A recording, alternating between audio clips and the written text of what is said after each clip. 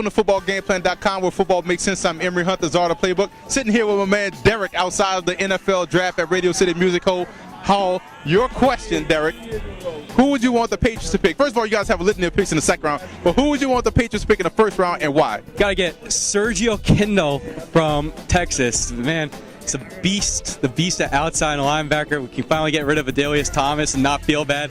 And man, he would be awesome. So Sergio Kindle. Sergio Kindle. I'm praying. He might be taken before, but I'm praying for him. All right, well, I mean, you look at a guy like Sergio Kindle can bring the pressure, and when he gets there in a hurry. That's going to help that defense out a lot. You guys really had some problems coming off the end, but that's a big plus, Sergio Kindle. Now, question that I have to ask you as well. Everyone knows about the big Patriots history, right? Everybody knows the big players. You know, everybody knows about the Tom Brady's. Everybody knows about, you know, the Grogans, your Stanley Morgans, your Urban Fryers. But who's a player in the Patriots history that's underrated, that played great for you guys, that you want other fans to know about? Ooh, probably Troy Brown. I guess everybody knows about Troy Brown, but man, he was one of the best slot receivers we've ever had. We got Wes Welker now, but man, Troy Brown was the original. He would make plays all the time. I remember the first Super Bowl we had, the first Super Bowl we won. The ball, 90% of our offense was to Troy Brown. He was it. It was him and David Patton. Those are the only two receivers we had on that team, pretty much. And you look at a guy like Troy Brown that can play both offense and defense, help that team out a lot. Oh, yeah. So, I mean, that's a really good pick, Troy Brown. He's played for, 12 years, coming out of Marshall, wide receiver, 5'10", 185? All-time Patriots receiver right there. Most yards Patriots receiver. You gotta pick him. And I'm gonna give a shout out to Urban Fryer. I think everybody needs to know about who Urban Fryer is, and Stanley Morgan, another great receiver that a lot of people don't know. Standing here with my man Danny, another Jets fan, outside Radio City Music Hall, conducting the NFL draft. First rounds this week. Well, first rounds today. Second round is tomorrow. Second and third rounds tomorrow. 4 through 7 is Saturday. Danny, your question. You're a Jets fan. You know you guys are gonna be deep in this section later on tonight. Who would you want these guys to draft and why?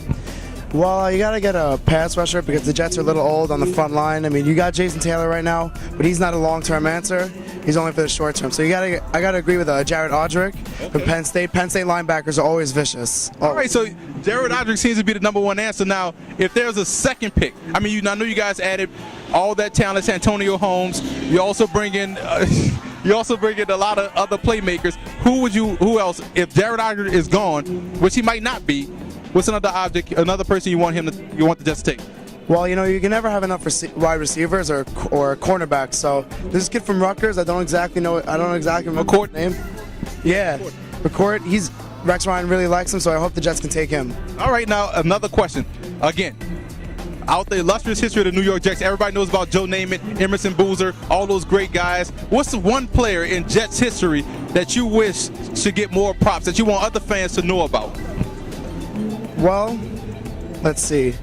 I also thought Lamont Jordan was really underrated when he was with New York. Granted, it was for a short period of time, but I always loved Lamont Jordan and Curtis Martin when they were a tandem. I thought they were great. I think I agree with that, too. You look at Lamont Jordan, I think his best years were in New York when he was a complimentary guy, but you look at when he moved out to Oakland and he made him the feature guy, he started getting a lot of injuries, but that first couple of years he was explosive. And people don't remember Lamont Jordan was a beast at Maryland. With my man Nick, a Redskins fan, the first Redskins fan we interviewed today. Got to ask you a question. You guys made a big move. I'm not going to mention any names, but you made a big move. So this draft's a little bit different. I think everybody will know where you guys want to go. But I'm going to ask you, the fan, where you think the Redskins should go and what you want them to pick. Who you want them to pick? Actually, I want them to drop down. Okay. Get some picks. Kind of like start working different than they have been. Okay, let's say they drop down, who would you want them to select?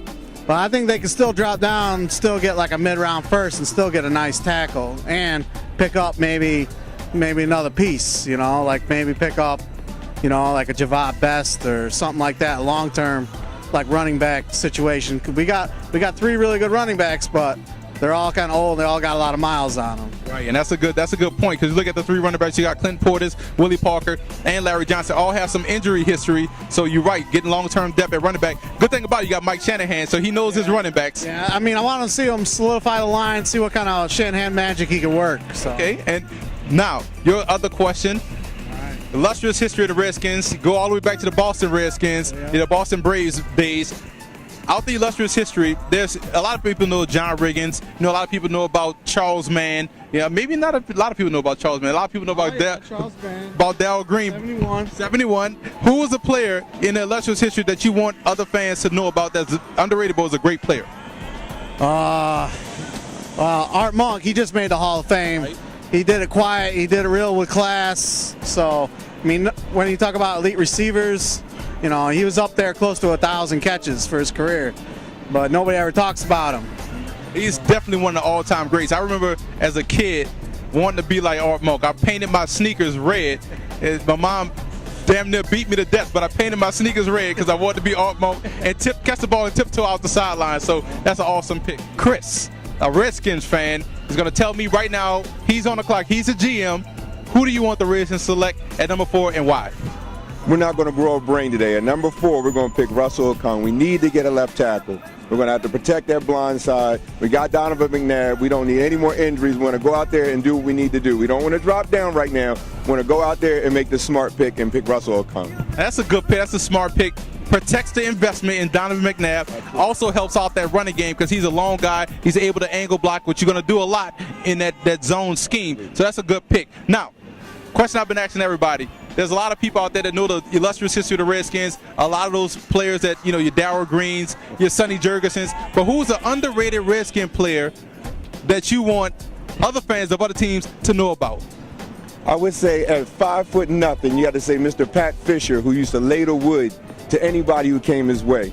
I just had the privilege to meet him last year, and at his age now, he shook my hand and almost broke my finger. So Pat Fisher has got to be one of the best players the Redskins ever had. Awesome. That's a good choice. Pat Fisher's a dynamite playmaker. Good pick, Chris. Here with my man Gabe, a Panthers fan. First Panthers fan. You from Carolina? I'm from Queens. You're from Queens. Don't say that too loud because Jets fans will beat you up. Now, Panthers, they don't have a first-round pick. They have a second-round pick. Who would you want these guys to take with that first pick in the second round? Actually, I would like the Panthers to trade up for somebody like O.C. Umenyiora because he stated that he was not happy in New York. So, good replacement for Julius Peppers. Right, that's a good choice. Trade up to get a pass rusher because you guys desperately need that. Now, with that pick in the draft, let's say devil's advocate, who you want those guys to take? I'd say I want like somebody like a Golden State receiver. We need help for Steve Smith, something like that. Golden Tate is a good receiver. He's a Steve Smith clone, actually. So that would be a great receiver because he's run after the catch. He's built just like Steve Smith. So that'd be good for that offense. Now, your question. I know the Panthers only been around since 1995, 94. Who would you want those guys for other fans to know about of the Carolina Panthers? Everybody knows about Sam Mills. Everybody knows about Kevin Green. So you went to your high school up in New Jersey, right? So everybody knows about those guys. What's a famous Panther that played great for you guys that you want other fans to know about? Oh man, I had to say like somebody like Ray Carew. Ray Carew. Even though he's doing life in prison, he's still a great Panther. That's the first Ray Carew shout out we ever had in a while. But if I had to pick one, I'm gonna say somebody like Lamar Lathan, linebacker, and Stephen Davis, vastly underrated player, great player for the Panthers. Chris Jenkins, another guy that's a talented playmaker, so that's awesome. So appreciate that.